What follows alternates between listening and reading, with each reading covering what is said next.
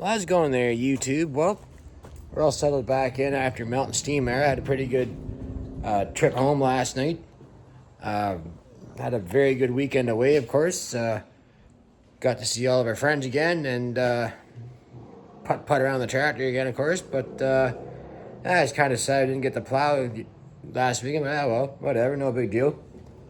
I actually was invited up to the Durham plowing match today, but a little bit far to go, and after being away all weekend, it's kind of ready to have a day just to hang out at home. But anyway, of course, with the 1828 all put away, and the plow's sitting in front of the shop right now, just in case I do decide to take it back away. But trying to figure out a home for it for the wintertime because it hogs up quite a bit of room in the shop. I think if I move my welding cart out of the way, I think it'll probably fit back there sideways and have lots of room. Yeah, today we kind of just been fiddling around out in the shop, putting stuff away, of course. Tarps to fold up and tools to put away, and a couple actual knickknacks. But I also want to turn my attention back to something else today. Oh yeah, that cockshot 80 sitting in the back corner of my shop here waiting to get finished up.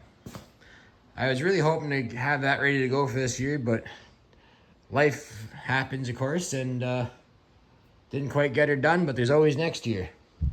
I actually had some more of that Easy Off oven cleaner sitting on my workbench. Oh yeah, there's that one too. Spraying down some parts today to kind of get them ready to prime them up and get them on, because when I'm ready to paint this thing, I want to mix a couple gallons of paint, or gallon of paint up, give or take, and I want to paint everything in one shot. So that's the engine, the chassis, the rear end, all this stuff. I want to do it all in one shot. So I don't want to make 15 paint videos like I did with that W4 I had years ago. That's on the list to get painted too this winter. As far as mechanical wise, that's good to go. Of course, I got the new points on. I got to tighten this bearing up a little bit in this wheel. The hitch is adjustable, so that's where you're wondering why it's sitting like that.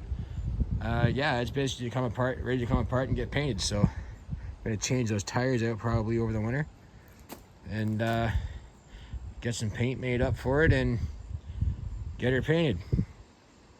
We can have a nice, fresh unit to go out next year. Might be getting a little ahead of myself now, but I think the 99 might get pushed down the list a little bit.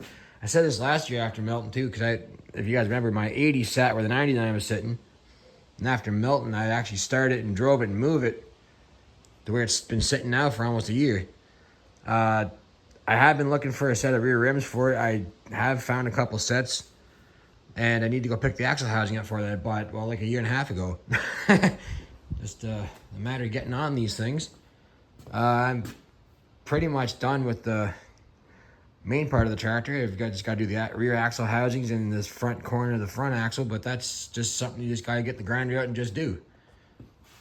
So yeah, I think once I get the steering box back up there, and the tie rods, the drag links, and all that jazz, and I got the dashboard and steering column soaking that oven cleaner now, and once all that stuff's back together, we can start shooting some red paint. So we're relatively close. Oh yeah, I want to clean that oil filter housing up too. I forgot about that. But anyway, yeah, it's just one of those things you just got to get after and get done, I guess. So that's where we're at with that. And I wanted to give a shout out to a young fellow here.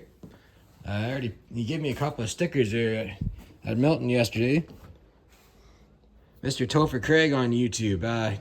He's been doing videos too for a couple years now, and he gave me a couple of stickers yesterday. So thanks again there, Topher. And make sure you guys check out Topher Craigg on YouTube. He's got kind of similar content to my guy. He goes to a lot of steam shows and whatnot, and he's got hit and miss engines, of course. And I think their family or his dad owns that W4 and the Super W6 that's cleaned up real nice that was in the lineup there at Milton. So go over and check him out on YouTube as well.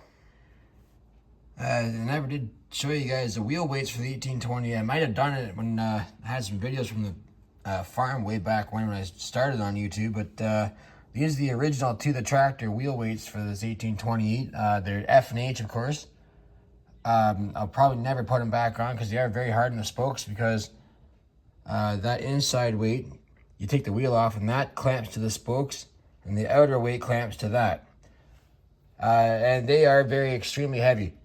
They're probably, each one of those is probably more than 150 pounds.